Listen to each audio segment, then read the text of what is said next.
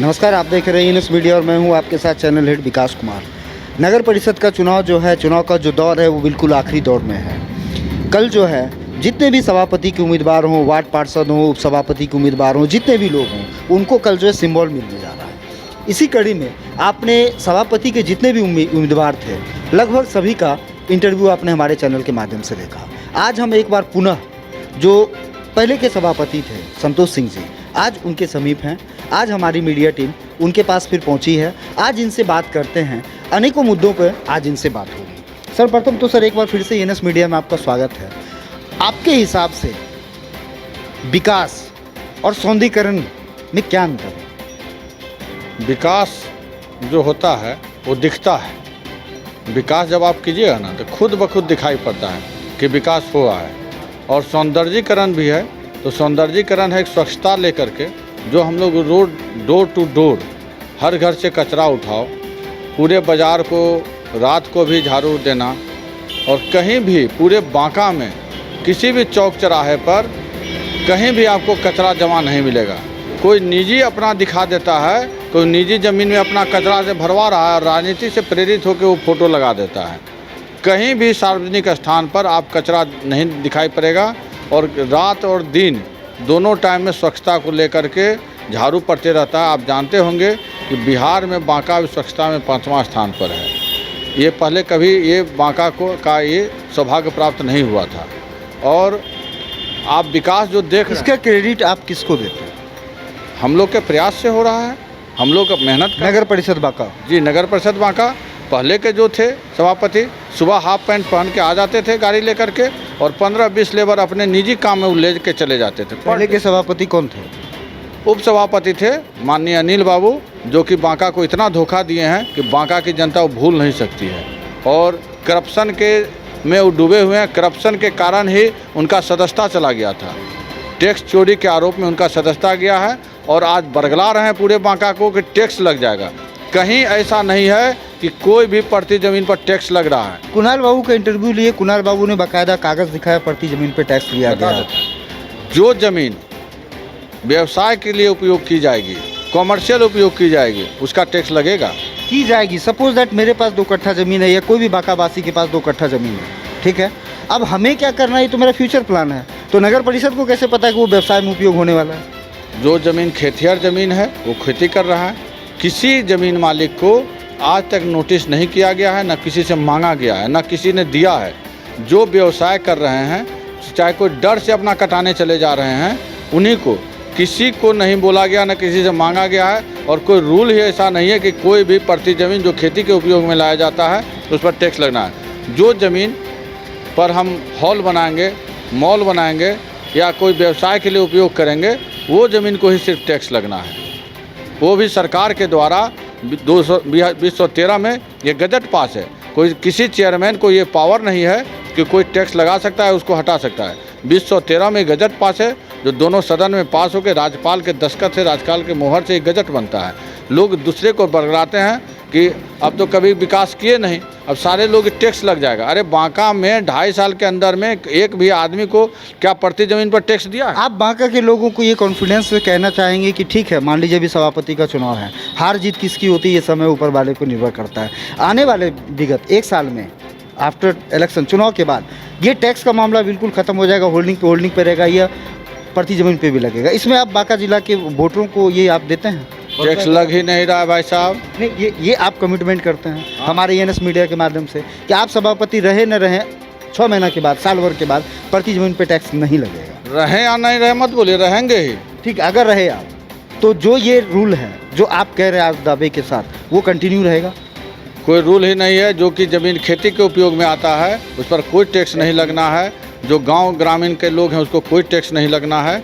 सिर्फ टैक्स जो ज़मीन कॉमर्शियल है, जो कमर्शियल उपयोग में लाई जाएगी, चाहे किसी अपने, जैसे मेरा ये जहाँ बैठे हुए हैं, ये मेरा बिल्डिंग है निजी, जिसके आगे में जो ज़मीन खाली पड़ा हुआ है उसी को टैक्स लगना है, ना कि बगल में कोई खाली ज़मीन है उसको टैक्स लग रहा है।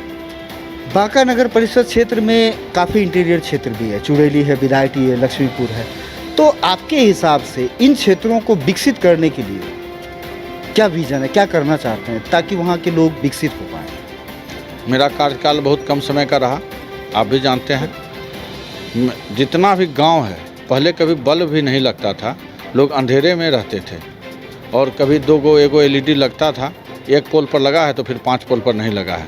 आज मेरे समय में पूरा बांका रोशन हो गया है। आप रात को भी किसी हम लोग प्रचार में भी जाते हैं, घूमने जाते हैं, तो रात को भी गांव में जो चुरेली बिदायडी हो, मसूरिया हो, चाहे चक्काडी हो, चाहे मानिक चक हो, चाहे केवलडी हो, चाहे एकसिंगा हो, चाहे नौनिहारी हो, पथरा हो, जहाँ भी जाते हैं हम लोग बिना टॉर्च के जाते हैं और आराम से पूरा घर घूम करके चले। हमने एएनएस मीडिया के माध्यम से पिछले दिनों दिखाया था चुड़ैली बिदाड़ी में काफ़ी माताएं और बहनें थी। उनका कहना हुआ कि सोलर लाइट लगा था लेकिन ख़राब हो गया, अभी बरसों से बंद पड़ा है, अभी तक चालू नहीं हुआ है। शायद आपने न्यूज़ देखा होगा, तो फिर ये कैसे संभव है? सोलर लाइट जो लगाया उससे पूछिए आप। सोलर लाइट लगाने का हम लोग को पावर नहीं, हम लोग कहीं सोलर लाइट नहीं लगाए हैं। सोलर लाइट माननीय विधायक जी, माननीय सांसद जी के कोटा से लगा है, हम लोग के कोटा से नहीं लगा। ये मेंटेनेंस उन लोग को 5 साल तक जो लगाया था करना था, लेकिन उन लोगों ने क्या किया वो लोग से पूछिए, हम लोग को इसके बारे में कोई जानकारी नहीं है। आपके हिसाब से 2.5 साल का कार्यकाल बसरते और इसके अगेंस्ट में आप 13 साल की कार्यकाल की बात करते हैं। 13 साल का कार्यकाल बहुत लंबा होता है। स्वयं हमने कल पूर्व के जो सभापति थे अनिल सिंह जी, उनसे मैंने सवाल पूछे थे कि करहरिया का जो डांड का मामला है, पूरा गंदगी है विधायक जी का आवास से पीछे, वो 13 साल में नहीं कर पाए। 2.5 साल में आपने उसको स्वच्छ करने के लिए क्या प्रयास किया? डांड जो है करहरिया वाला, उस पर पूरा ढक्कन दिलवा करके और उसको कि आप जाके हरजन टोला चले जाइएगा। देखिए फंड इतना तो नहीं रहता है कि एक बार पूरा बांका को ही कर दिया जाए, जिस तरह आता है उस तरह से काम जो आज तक नहीं हुआ पाता। बहुत डांड देखिए, बाजार आप चले जाइएगा, फूड प्लाजा के सामने में कितना दिन से था, लोग बीड़ी के साइड, हाँ, लोग उसमें गिर जाते थे, कितना बच्चा गिर जाता था, कितना लोग बुजुर्ग लोग गिर जाता था नाला में। लेकिन आज जा कर के देखिए उसको ढक्कन, पूरा बाजार में ढक्कन युक्त नाला बना दिया गया है और करहरिया में भी नाला बनाया गया है और बगल में भी जो बड़ा डांड है उसमें भी ढक्कन युक्त नाला बनाया गया। देखिए ये डांड जो था ये खेती के उपयोग का डांड था, जो किसान के उपयोग में आता था, लेकिन नदी अब बर्बाद हो चुका है, नदी से पानी नहीं जा रहा, इस कारण डांड का ये गति हो गया है। वो डांड इरिगेशन से लोग के पटवन के लिए होता था, लेकिन हम लोग उसको स्वच्छ रखे हुए हैं। उसको जहाँ जहाँ लोग का दिक्कत है तो उस पर ढक्कन लगवा रहे हैं, जो जहाँ आवागमन है लोग का आने जाने का, उसको ढक्कन लगवा के कोई किसी को दिक्कत ना हो, कोई डांड में गिर नहीं जाए कि डांड में अब गंदगी है सिर्फ। तो ये सब हम लोग लगातार करते हैं। आप बाज़ार में देखिएगा ना, पूरा नाला पहले था, कचरा लोग निकाल के रोड पर रख देता था कि नहीं था? दुकनिया मार्केट के सामने का कल मैंने न्यूज़ चलाया था, वो नाला आज भी जस का त्यों, कहते हैं 8 से 10 फीट नीचे खड्डा है दुकनिया धर्मशाला के कॉर्नर पे। तो उसके कायाकल्प के लिए आपने क्या कदम उठाया? दुकानिया धर्मशाला का जो वो है डांड, जो PWD से अभी टेंडर भी हुआ है, उसको बनाना है, वहाँ पुल बनेगा, पुल बना के बनेगा। उसके बाद वो उस सफाई हम लोग करवा चुके हैं पहले भी, पानी आने जाने में कोई दिक्कत नहीं है। ये PWD से वो रोड का टेंडर है, काम चल रहा है, तो उस रोड में उसको पुल को बनवा करके उसका ऐसा सौंदर्यीकरण किया जाएगा। अनिल जी जो पूर्व सभापति हैं, उन्होंने कल एएनएस मीडिया को इंटरव्यू देते हुए कहा कि जो नगर परिषद का कार्यालय है वो हमारे कार्यकाल में बना है, जो कि कटोरिया स्टैंड में जो बना है रेन बसेरा, वो हमारे कार्यकाल में बना। ऐसे अनेकों उन्होंने गिनाया कि हमने बनाया है। संतोष बाबू बताएं उन्होंने क्या बनाया है, तो संतोष सिंह से जानना चाहेंगे, बांका जनता जानना चाहती है आपने क्या बनाया? वो उप सभापति थे तो हम भी पार्षद थे, और हम लोगों ने अपने प्रयास से, माननीय रामनारायण मंडल जी के प्रयास से, गांधी चौक पर वो ज़मीन शिक्षा विभाग का था, जिनको कि हम लोगों ने ट्रांसफ़र करवा करके और उसको जगह दिलाया, जो कि कहीं जगह नहीं था, इंटीरियर में बनना था जो सम्राट। तो विधायक जी का देन है, माननीय विधायक जी का, जो उन्होंने भी प्रयास करके उस टाइम में शिक्षा विभाग से ट्रांसफ़र करवा के नगर परिषद को ज़मीन करवाया, और हम लोग लगे रहे उसके पास, डोर टू माने हर जगह चैनल फॉलो बैकअप करते रहे, और उनका मदद लिए। उस टाइम में वो मंत्री भी थे, उन्होंने मदद किया और उन्हें जगह दिलवाया। माननीय जो अनिल बाबू का नाम ले रहे हैं, उन्होंने तो बांका को छलने के सिवा कुछ नहीं, आज तक सचिवालय गए हैं, वो तो बोलेंगे सब मेरा किया हुआ है, लेकिन किए कुछ नहीं है। ये बांका की जनता भी जान रही है। तो दोनों बांका के स्टैंड का, कटोरिया स्टैंड का प्रकरण क्या है? वो सीधा सीधी आप पे भ्रष्टाचार का आरोप लगा रहे हैं कि पहले 25 लाख में टेंडर होता था, 2.5 लाख में हो गया, उसका क्या मामला है? देखिए, जो चोर रहता है ना वो जोर से बोलता है। जो चोरी के आरोप में गया हो, कर चोरी के आरोप में दूसरे को चोर बोलेगा। ये निविदा निकाली जाती है, आपको भी मालूम होना जाना, पत्रकारिता का टेंडर है, और पेपर में निकला, प्रचार कराया गया है। मेरे समय में पुल टूट गया था, बांका का पुल टूटा हुआ था, डाक था 24 लाख 23 लाख का, कोई टेंडर लेने के लिए नहीं आया, और तो 2 टेंडर था, लोग टेंडर लिया, जो होर्डिंग का टेंडर था वो लिया, ये जो स्टैंड पर मोटरसाइकिल लगाने का उसका टेंडर लिया। वो इतना पैसा ज़्यादा था, पुल टूटा हुआ था कि किसी को उतना पैसा रिकवरी नहीं हो पाता, इसलिए टेंडर नहीं लिया। 2 साल से पुल टूटा हुआ था इसलिए टेंडर नहीं लिया। इसमें खुला निविदा निकाला गया है, किसी को रोका गया है, वो आके भाग लेके ले लेते टेंडर, क्यों नहीं लिए? बोलने सिर्फ हो जाता है।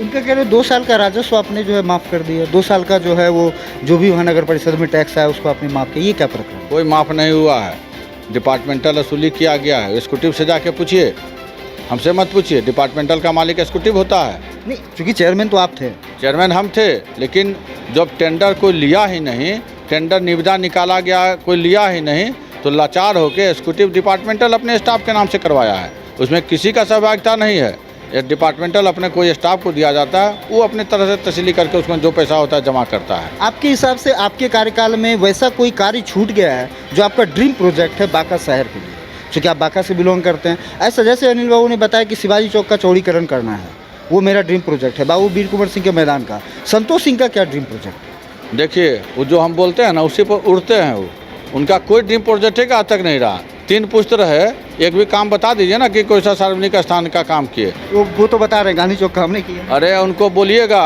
कि जिस दिन डीएम साहब उद्घाटन किए थे वहाँ उस स्थान पर वो नहीं पहुँचे थे। उस स्थान पर संतोष सिंह था बैठा हुआ, गिरधारी यादव आए थे सांसद, और पहले जो डीएम थे स्वर्थ भगत के पहले कुंदन कुमार डीएम साहब थे, वो रहते हुए वहाँ पर नहीं पहुँचे थे। उनका कोई रोल नहीं है, वो डीएम साहब का रोल था और वो डीएम साहब वो काम करवाए थे। उनका कभी किसी चीज़ में कभी पार्टिसिपेट करते थे क्या? कभी देखे थे क्या कोई मंच पर ऊपर बैठे हुए? उनको आज तक देखे थे तो बता दीजिए, एक भी फोटो हमको दिखा दीजिए। अरे उनको वो क्लेवर नहीं था, चोरी करने के लिए बैठते थे। आपके हिसाब से वो बांका के बहुत भ्रष्ट चेयरमैन थे? इसमें क्या आपके हिसाब से वो अभी, और कुणाल सिंह भी दावे के साथ कह रहे हैं कि अगर मैं जीतूंगा तो जांच कमेटी बिठा दूंगा। संतोष सिंह जांच कमेटी क्यों नहीं बिठाया?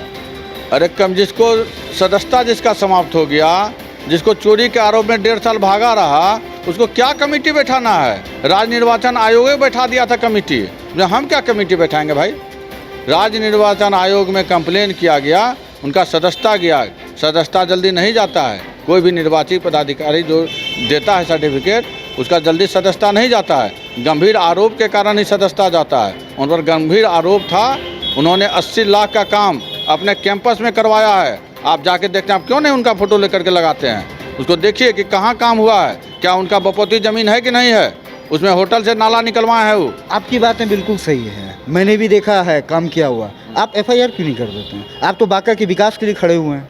हम कंप्लेन किए हैं उसके बारे में, कंप्लेन किए थे, उसी से पर उनका कंप्लेन हुआ तो उसका निराकरण क्या निकला? भैया उसी पर तो वो चले गए। कहाँ थे, कहाँ चले गए, मालूम नहीं है क्या आपको? काहे उनका सदस्यता, यही सब चोरी के आरोप में सदस्यता गया है, कहाँ गया है? आज घर में आपका कोई 3 ड्रीम प्रोजेक्ट जीतने के बाद जो आप करना चाहेंगे? पहला काम होगा ड्रेनेज सिस्टम। बांका में जो पानी का समस्या है, जल जमाव की समस्या तो एक तो बहुत कम है, लेकिन पूरे ड्रेनेज सिस्टम को सुधारा जाएगा और एक भी गली और कच्ची नहीं रहेगी और नली बिना ढक्कन की नहीं रहेगी। पूरा बांका जगमग करेगा, स्वच्छ रहेगा, सुंदर रहेगा। बांका का पहला स्थान स्वच्छता में आएगा और कोई भी गली कच्ची नहीं रहेगी। आपको वचन देते हैं पूरे 5 साल के कार्यकाल में बिना लोग को घूमे हुए लोग जनता हमको वोट देगी। और 2 साल के कार्यकाल में जहां गए हैं, जो सम्मान में हमको दिया है, वो किसी को ये सम्मान प्राप्त नहीं होगा। आपके हिसाब से आपका बेस वोटर किसे कहते हैं? आप चुनाव लड़ रहे हैं, अगर वोटरों की बात करें तो आपका मेन जो वोटर है, ये सवाल मैंने उनसे भी पूछा था, शायद आपने इंटरव्यू देखा होगा, किस बेसिस पे आप चुनाव लड़ रहे हैं और आपके पास क्या लगता है कौन सा वार्ड या कौन से क्षेत्र की जनता आपको जो है ज़्यादा वोट दे सकती है और किस समुदाय के लोग? आप तो गजबे बात करते हैं। 2600 वार्ड में एक ही नाम है, संतोष कुमार सिंह। बाकी ये जो 3 कैंडिडेट है वो किनका नाम लेंगे? ये सब 1500 भूल चूक हवा में कहीं कोई, मतलब दूध भात है आपके हिसाब से? खरीद बिक्री खरीद बिक्री में तो सबसे ज़्यादा धन आज के समय में आपको है। कैसे है भाई, कैसे है? गांधी चौक से जगतपुर तक जिसका जमींदारी है, शकुंतला मार्केट पूरा, उसमें तो 2 वोट, उसमें 2 सभापति हो गए, कुणाल बाबू है, कुणाल बाबू, तो उसमें कितना बांटेंगे, कितना खरीदेंगे? वो लोग राजा आदमी हैं, हम लोग गरीब आदमी हैं। उसका हम पैसे में परतर नहीं कर सकते हैं, लेकिन दिल से जनता मेरे साथ है। जो 2.5 साल का मेरा कार्यकाल रहा, जो जनता को मैंने सम्मान दिया, हर लोग को कोई भी गरीब हो, चाहे रिक्शा वाला हो कि कोई अमीर हो, आता था तो सारे लोग को उसी चेयर पर बैठा के एक गिलास पानी पिला के। अगर वोट की समीकरण की बात की जाए, मतदाता जो नगर परिषद में हैं आप, उसको परसेंटेज वाइज आप कैसे लेते हैं? आपके साथ अनेकों समुदाय के लोग भी हैं, कैसे इसको लेते हैं? आप जब आते हैं, देखते हैं मेरा कोई भाई भतीजा रहता है, घूम लीजिए, आप नीचे से ऊपर घूमिए, पूरा जनता समर्पित है कि संतोष सिंह को फिर सभापति बनाना है, बांका को बचाना है। बांका का दुर्भाग्य होगा जो ऐसे सरे गले आदमी को लोग एक भी मत देता है, ये सरा गला आदमी बांका को सरा गला देगा। आज तक के इतिहास में 3 पुष्ट से राज किए हैं, 3 पुष्ट में एक भी काम बता दीजिए सार्वजनिक काम, अच्छा काम जो किए हैं। उन्होंने बोला मैंने विवाह महल बनाया। कौन विवाह महल बनाया? कौन? अशोक नगर। वो कुछ नहीं बनाए हैं, वो जीरो पर आउट हैं। जीरो वो किनके कार्यकाल में बना है? कार्यकाल उनका क्या था भाई? ये टेंडर निकलवाए, हम लोग सचिवालय दौरे हैं, सम्राट अशोक भवन और नगर परिषद का जो भवन है दोनों मैंने बनाया है। मैंने। आप तो 2.5 साल से तो बिल्डिंग बहुत पुरानी है। 2.5 साल से देखिए, हम भी तो वार्ड पार्षद थे। वार्ड पार्षद क्या किसी से कम होता है क्या? जो वार्ड अपना समझेगा, हम ही ऐसा वार्ड पार्षद थे कि कभी उनको हम ये नहीं कि गलत पर उनका विरोध करते रहे, और वो दोनों काम मैंने किया था। आपको ये भी मालूम होगा, दोनों काम मैंने ही किया था, और दोनों काम को जा कर के पास करवा के लाना, सचिवालय से दौड़ करके जगह दिलवाना और सारा काम करके दोनों भवन को मैंने खुद बनवाया था। आपके हिसाब से आने वाले समय में बांका का जो अपना ये चुनाव है और भी कितना महत्वपूर्ण हो जाएगा? हम तो पहले सरकार को इसके लिए धन्यवाद देते हैं कि आज जनता के द्वारा जो वोटिंग किया जा रहा है, इससे बहुत अच्छा हुआ। पारदर्शिता रहेगा, लोग खरीद बिक्री जो करेगा तो जनता है, सब जानती है, लेगा भी लेकिन काम नहीं करेगी। और पहले क्या था, वो लोग तो बड़े लोग हैं भाई, 10 लाख दे देना है, 15 लाख दे देना है, खरीद लेना है वार्ड पार्षद को। इसलिए भगवान भी मदद उसी को करते हैं जो सच्चाई के साथ रहता है, और सरकार भी मदद की कि जो पब्लिक को इसके चुनाव करवा दिए। इसके लिए हम सरकार का भी इसके लिए धन्यवाद देते हैं कि पब्लिक के द्वारा चुनाव है, बहुत अच्छा है। और पब्लिक जनता अब सीधे सभापति से जुड़ेगी और अपना काम को लेकर आएगी, और उसका काम जो है ईमानदारी पूर्वक किया। आप अभी पूरे नगर परिषद में घूम लीजिएगा ना, 26 वार्ड में, तो देखिएगा कि आवास कितना बना है। पहले की तुलना में अभी 2 साल के कार्यकाल में कितना आवास बना है। लोग बोलते हैं कि मेरे कार्यकाल में हुआ। कोई अगर फॉर्म भर के कहीं जमा कर देता है और उस फॉर्म पर कभी कोई काम नहीं होता है, क्या उनका कार्यकाल हो गया? जो उसको सैंक्शन जिसके समय में होता है, जो पर्चा जिसके समय में मिलता है, जिसके समय में काम होता है, उसका नाम होता है। आप थे तो 1.5 साल तो भागले रहे, लेकिन नगर परिषद तो बंद नहीं था। 1.5 साल भागे थे कि नहीं भागे थे? लेकिन कार्य तो हो रहा था। कार्य हो रहा था। तो जो पब्लिक के द्वारा जो अपना फॉर्म भर के जमा किया गया, उनको हम अपने कार्यकाल में सैंक्शन करवा के हर लोग के हाथ में ईमानदारी पूर्वक पर्चा दें। उनके समय में बहुत लोग का जो सैंक्शन हुआ था, उनको पर्चा नहीं मिल पाया गोरख धंधा के कारण।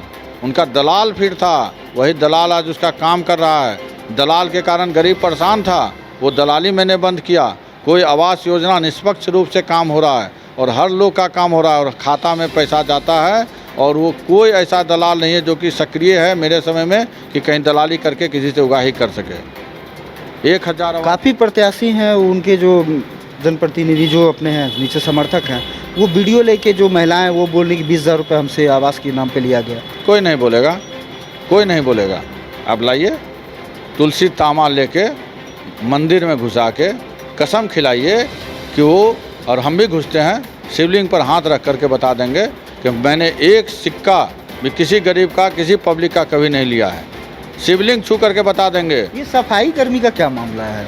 3-3 महीने से इन लोगों को सैलरी नहीं मिला है। वो कल भी मिले थे, बोले भैया हम लोग का कुछ क्या होगा, अभी तो चुनाव आ गया, अब तो जो है पता नहीं क्या होगा। ये सफाई कर्मियों का क्या मामला है? देखिए भाई, अभी जो हमारे कार्यपालक पदाधिकारी हैं वो थोड़ा साइको विचार के हैं।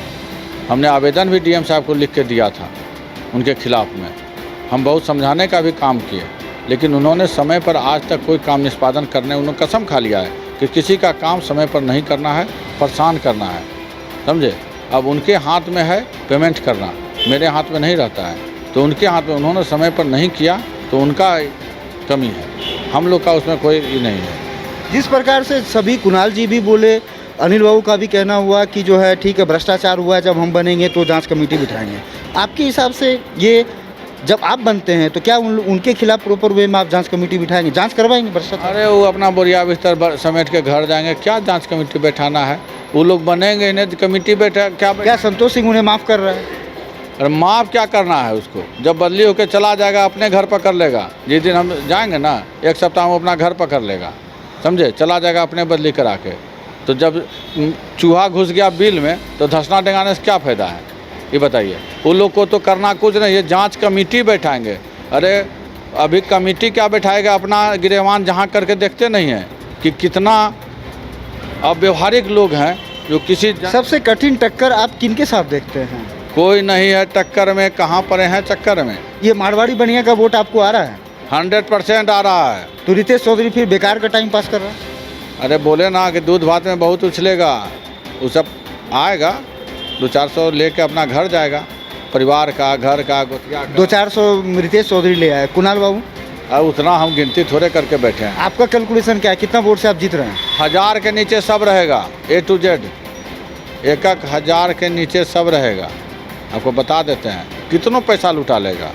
जानते हैं लोग प्लानिंग बनाया है, ज़मीन बेचा है, इधर ज़मीन बेच के कर रहा है कि 1 करोड़ उड़ा देंगे, पब्लिक को 2000 वोट करके खरीदेंगे। लेकिन पब्लिक है उसको भी खरीद लेगी, समझे ना। पब्लिक है सब जानती है कि कौन काम करने वाला है और कौन जो है बांका को बदनाम करने वाला है।